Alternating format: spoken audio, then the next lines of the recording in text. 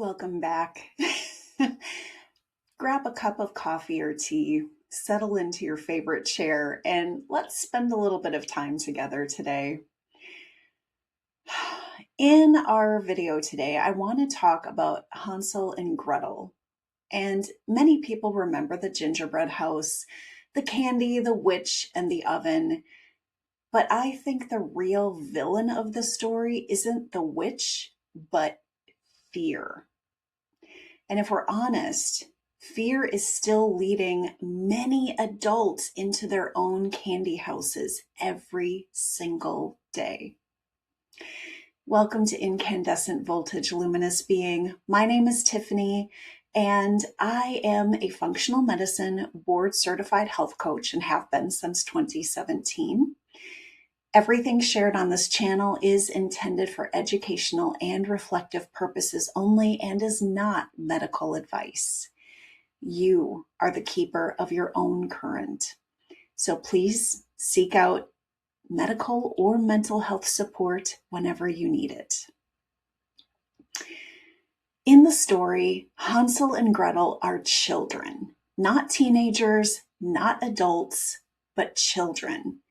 Children who find themselves abandoned in the forest.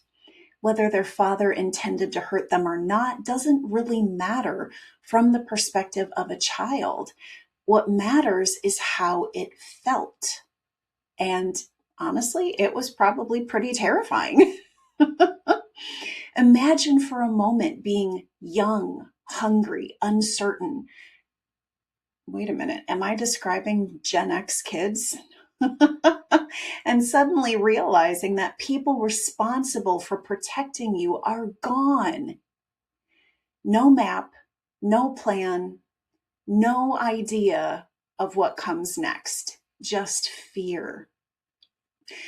And here's where the story becomes relevant to our lives, because fear changes the way we think. When the nervous system perceives danger, our world gets smaller, our thinking gets narrower, our decisions become more reactive. We stop asking, what is the wisest choice?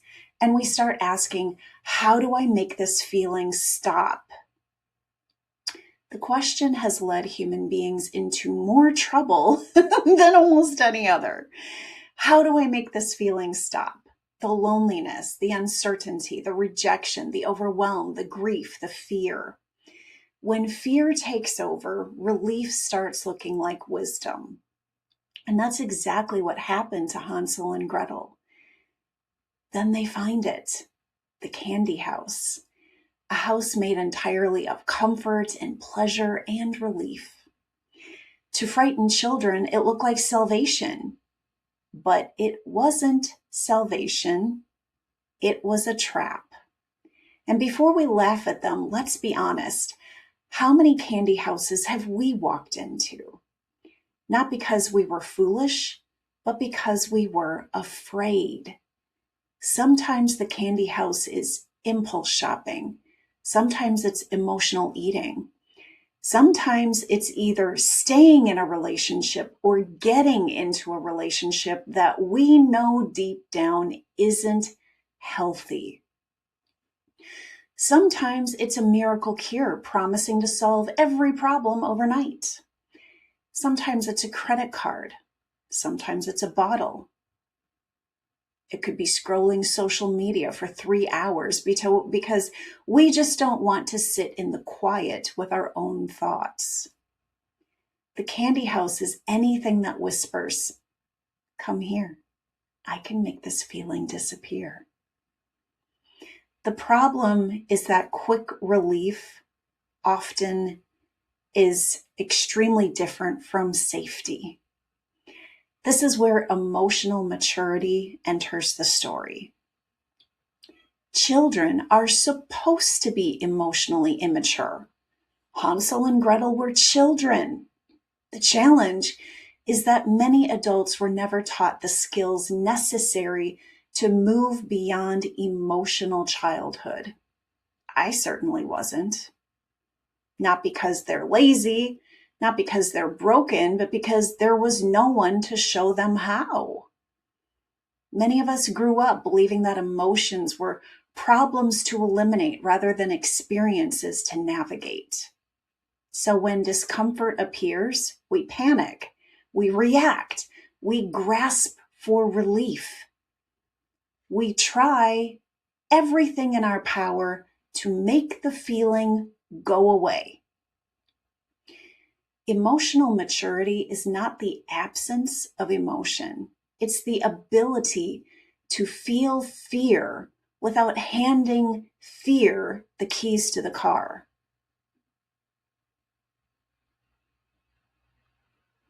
One of my favorite examples of this comes from American horror movies. I don't really watch them, but my oldest son loves them. And let's be honest, at this point, horror movies have become almost comical because of how predictable they are. You're sitting on the couch yelling at the television, "Don't go in the basement. Why would you split up? Don't trust the creepy stranger. Why are you investigating that noise?" The audience can see exactly what's happening, but the characters can't. Why? Because fear distorts perception. Fear narrows options. Fear shuts down discernment. Fear makes bad ideas look reasonable. And before we judge those characters too harshly, many of us do exactly the same thing every single day. We catastrophize situations. We assume the worst. We react before gathering information. We create arguments that never needed to happen. We make impulsive decisions that we have to pay for later on, and sometimes that can be uncomfortable. We say things that we later regret, and then we live in guilt and shame. Not because we're stupid, but because we are scared. And sometimes we don't even realize we're scared. We call it stress. We call it frustration. We call it anger and irritation. But underneath many of those emotions is a quieter truth. Fear, fear of rejection, fear of failure, fear of uncertainty, fear of loss, fear of not being enough, fear wearing a costume. And this matters because fear doesn't stay in the mind. It moves into the body. The nervous system doesn't care whether the threat is a charging bear or a terrifying thought you've replayed in your mind 100 times. If the danger is perceived, physiology changes. Heart rates rise. Your muscles can tighten. Your digestion can slow. Inflammation can increase. Your sleep can suffer. Cravings can intensify. Hormones can shift or maybe go wonky. Weight regulation can become more difficult, and gut symptoms can worsen.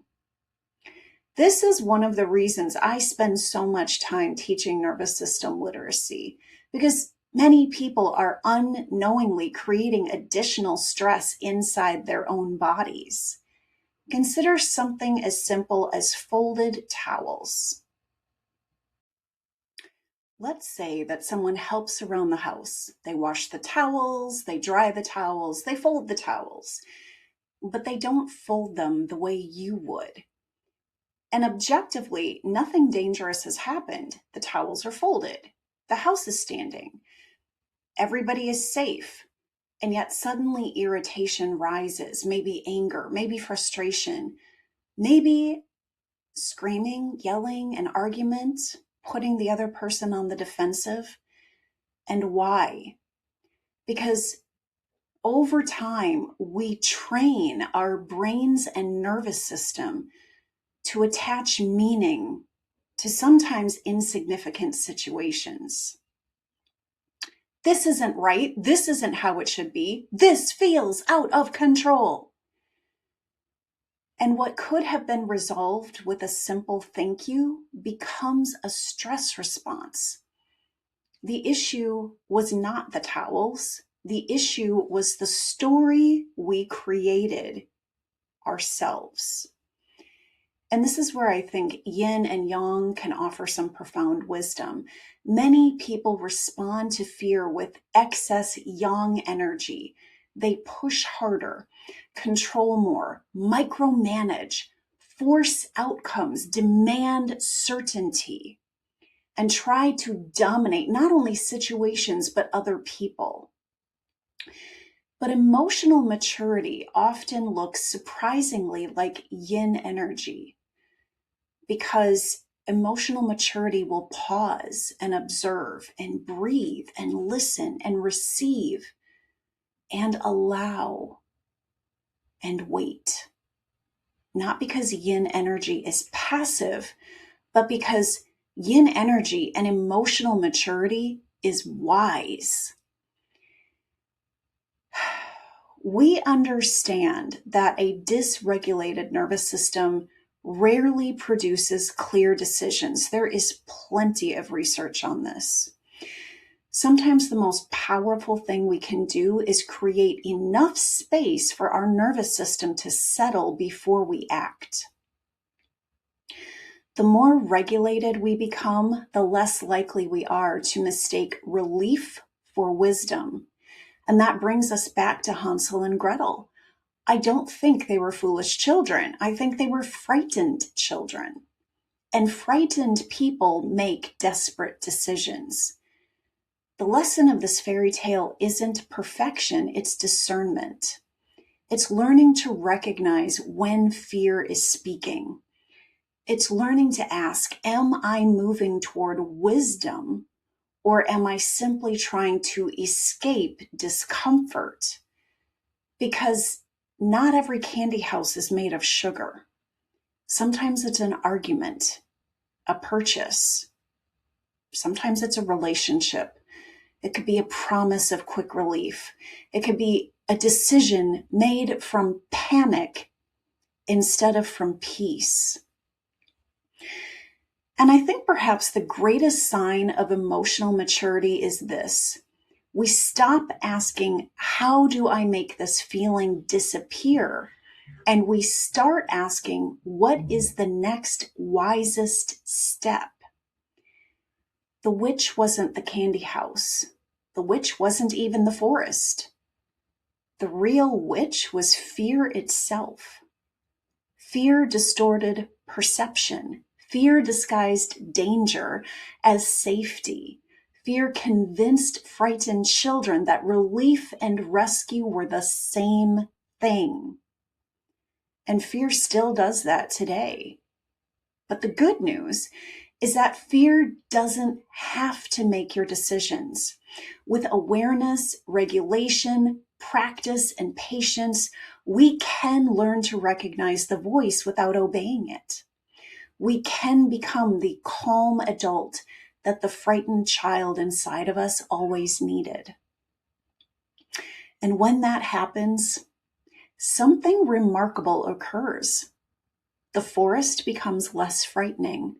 The candy houses become less tempting, and finding our way home becomes a little easier.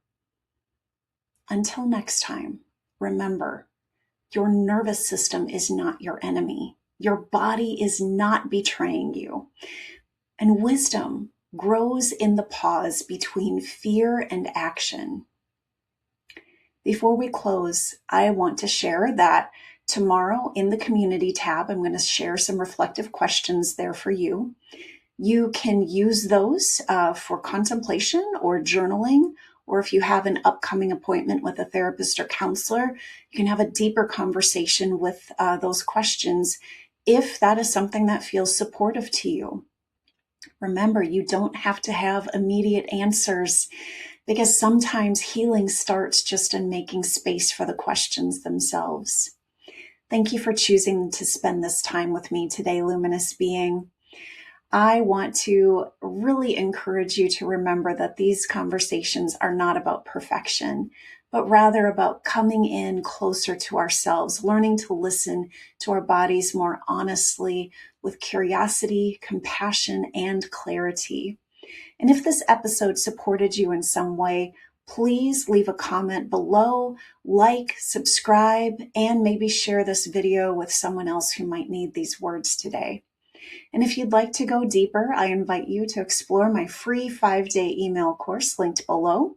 This is where ancient wisdom meets modern science to support your nervous system, your health, and your wellness journey. And until next time, may you continue healing at the speed of safety.